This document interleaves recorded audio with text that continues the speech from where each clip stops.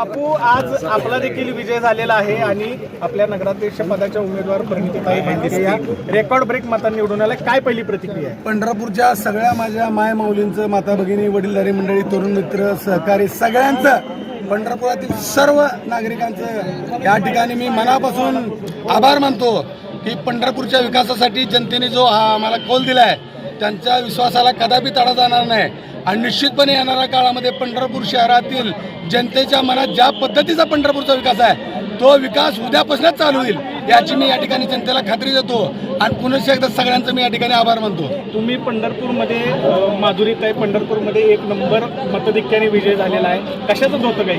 हे मी जे गेले कित्येक वर्ष झालं पंढरपूर शहरामध्ये काम करतो, जनतेची सेवा करतो.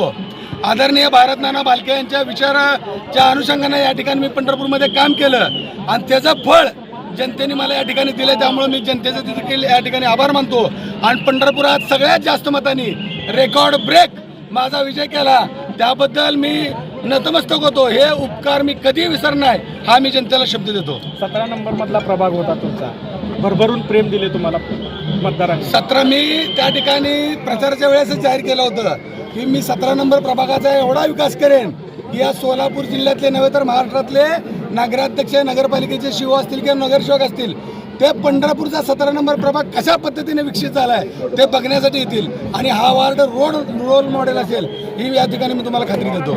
विजय कोणाला समर्पित कराल हा विजय जो आहे? हा विजय आदरणीय भारत नाना भालके, सन्माननीय रावसाहेब ठाकरे यांना हा विजय मी समर्पित केलेला आहे.